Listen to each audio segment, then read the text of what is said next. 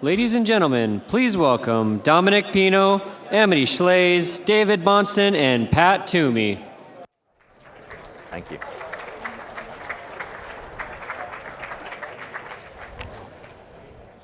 All right. Good morning, everybody. This is a panel on free markets. I am Dominic Pino. I'm a Thomas Rhodes Journalism Fellow with National Review Institute. I write a lot for our Capital Matters section on the website, which I'd encourage all of you guys to check out. We started it during COVID, actually, so a great time to start a new project. And it's where we put all of our free market coverage.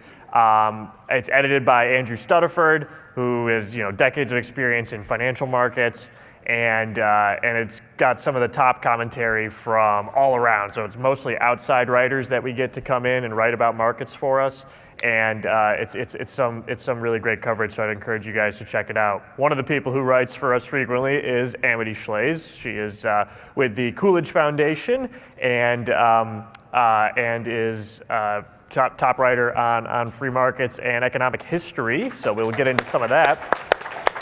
We have David Bahnsen. You saw him yesterday. He's also a big supporter of Capital Matters and writes for us sometimes as well. And the former senator from Pennsylvania, Pat Toomey. So we've got a great lineup for you guys. And let's get into it. I'll start with you, Amity. We've got a president right now who likes to talk about tax cuts, and he likes to talk about tariffs. Tariffs are taxes, so this seems a little bit counterintuitive. But Calvin Coolidge, despite all of his other wonderful qualities, was a big protectionist in the 1920s. So can you talk a little bit about the interaction there between his views on trade and his views on economic freedom in general?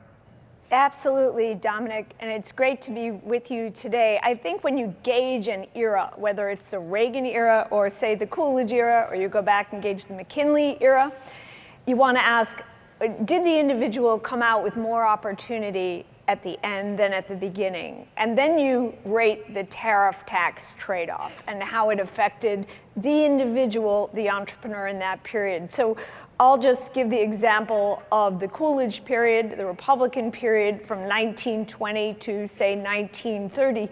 That era was full of tariffs. There was an emergency tariff in 1921. There was the Fording-McCumber tariff in 1922, I believe. And then there, of course, was the Smoot-Hawley tariff, very famous tariff, thank you, Ben Stein, of 1930. So you could say it was a tariff era and it was okay. It was an okay era. It was an era of real growth.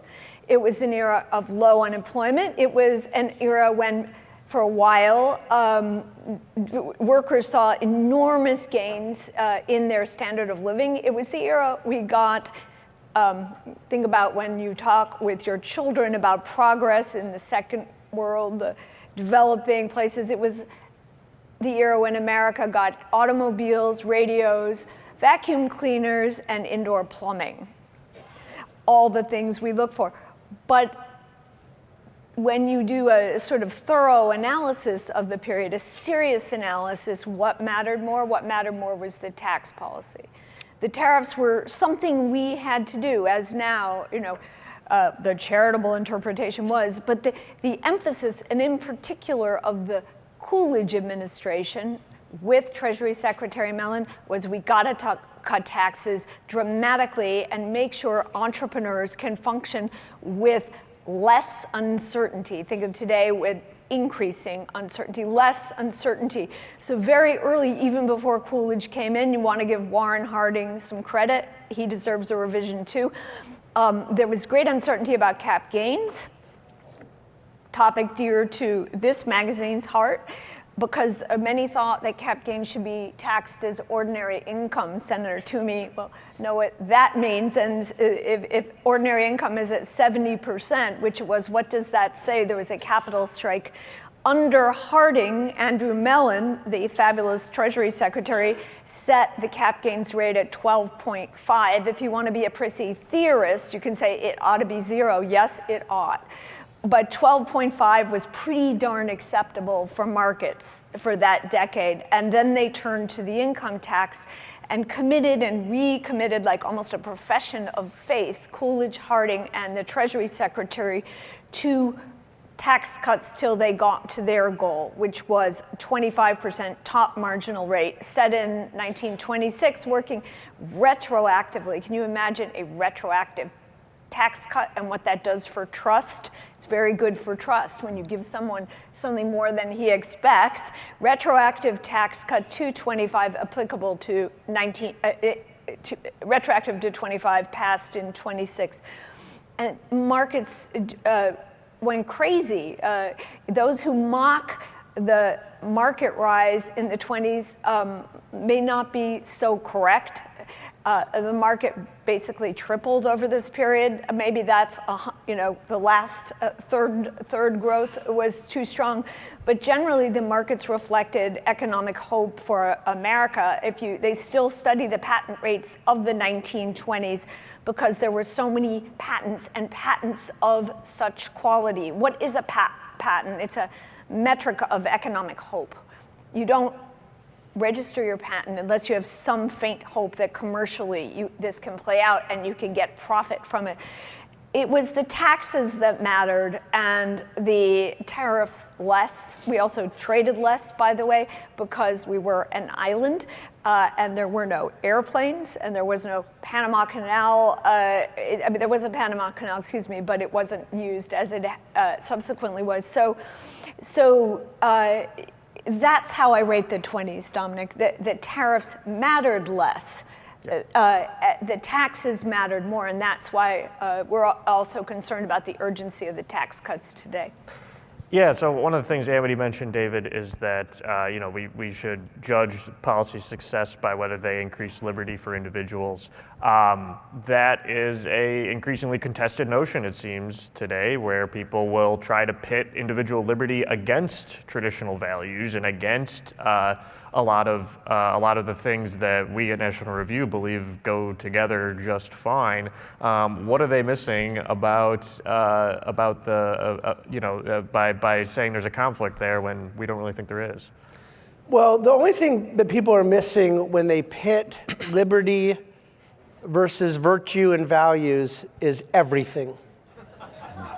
I mean this literally. They're missing everything that matters in the great debates of our society. The synthesis of liberty and virtue is at the heart not only of the American experiment, but of human flourishing.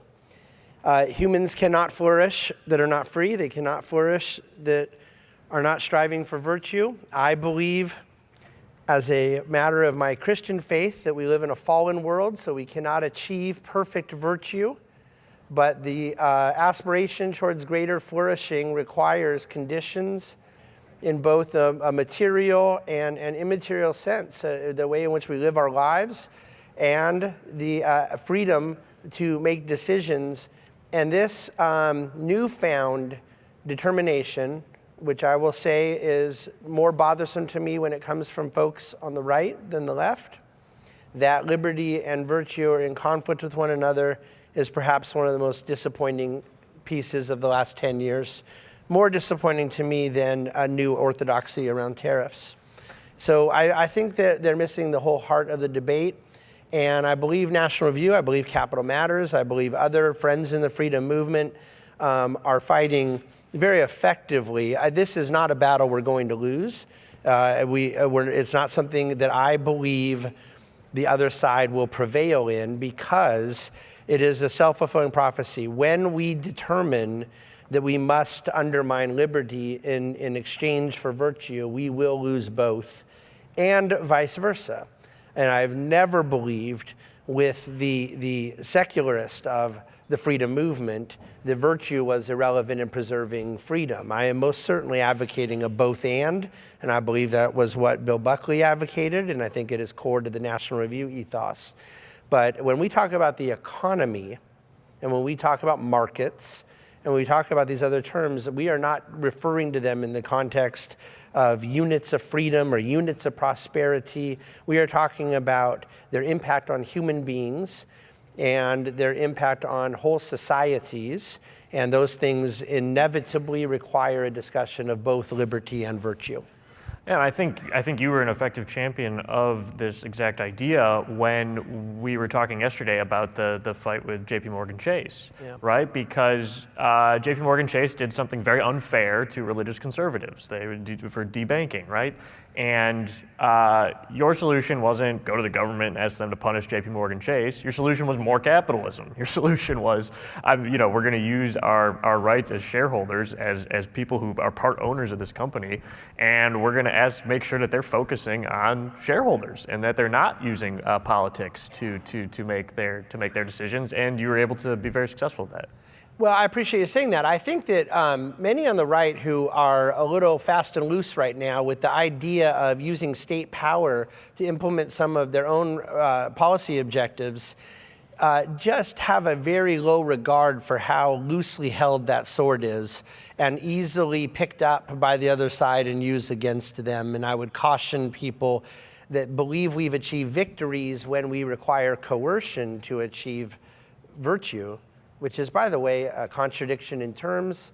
Virtue can never be implemented coercively, because if it is, it isn't virtue.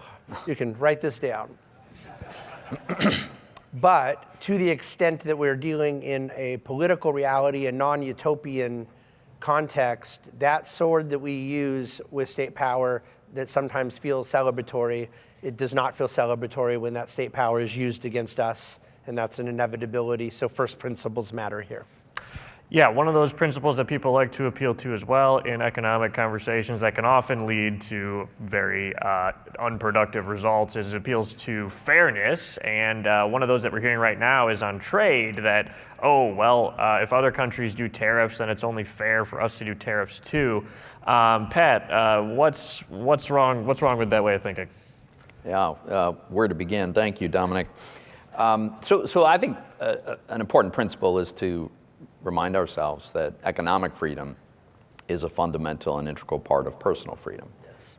The ability to use our time and our labor and our skills and talents and creativity to, in the way that we see fit, together with others, on our own, exchanging our production with others. That's a very fundamental part of our freedom.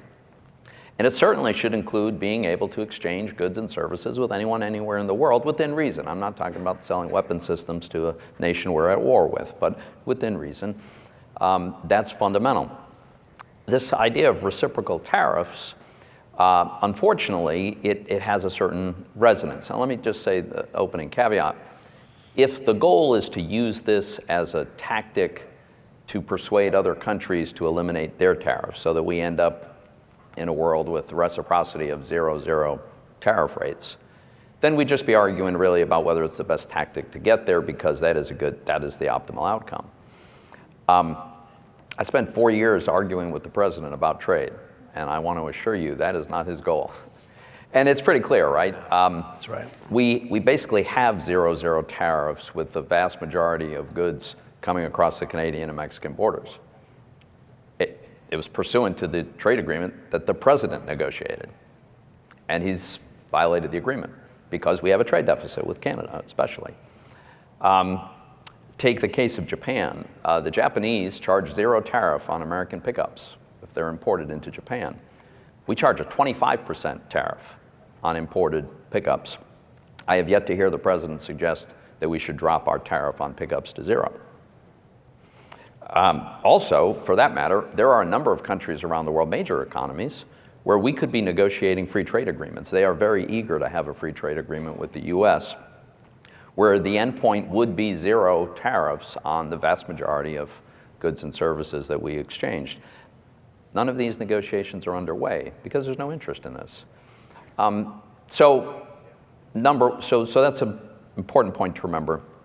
This I don't believe is being used as a way to get to a more optimal trade arrangement at all. I think it's easy to fall for the idea that this is about fairness because of the language that we use, right?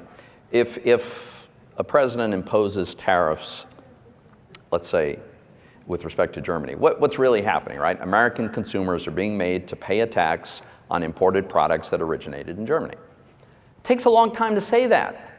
It's a lot quicker and easier to say, we're whacking Germany with tariffs. But it obfuscates who's actually paying it. It's American consumers who are going to pay all of these tariffs that are being imposed.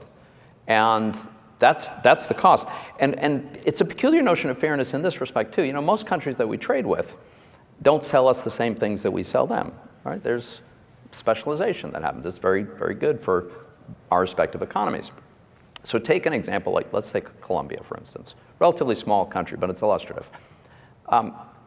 The biggest export from the United States to Colombia is machinery, heavy machinery that they use to make other machines. They use it for industrial purposes, but machinery is their biggest import from the US. One of the biggest products that we import from Colombia is coffee. So if the Colombian government makes the bad decision to impose tariffs on their consumers when they buy American machinery, what does reciprocity mean? We're going to punish Americans who like Colombian coffee. Well, how is that fair? What's fair to the American coffee drinker about that? So this, I'm afraid, is going to take us down a bad path. Dominic, I think that we're going to experience more aggressive tariffs than a lot of people think, because the president really believes that what he really wants to go after is the trade deficits. What he really objects to, and from all of my arguments with him, I'm convinced that he believes, and if you listen to his language, he believes that if you have a trade deficit with another country, that is the measure of the amount that that country steals from you. And that, of course, disregards that we get something when we purchase products from other countries. But this is the way he views it. He thinks that the Canadians are ripping us off because, you know, we buy some more goods from them than they buy from us. By the way, the difference is fully explained by oil imports that are quite useful and important to us. But this is where we are. We're going to have to relearn this lesson. I do think the markets are going to respond very poorly, if I'm right, and on April 2nd we discover that we're having a more aggressive round of tariffs than we expect. And then there'll be fallout in the real economy as well. So at some point this gets pulled back. I worry about the damage that's done. I think if the people are looking for two little bumper sticker lines to counter this idea that trade deficits are inherently a bad thing, it'd be useful to remember that the United States runs a trade surplus really effectively whenever we have a deep recession. Yeah. And that there are countries right now that have trade surpluses. Peru, Congo, Venezuela for 18 of the last 21 years. So if that's what we're after, if that's the measurement of prosperity.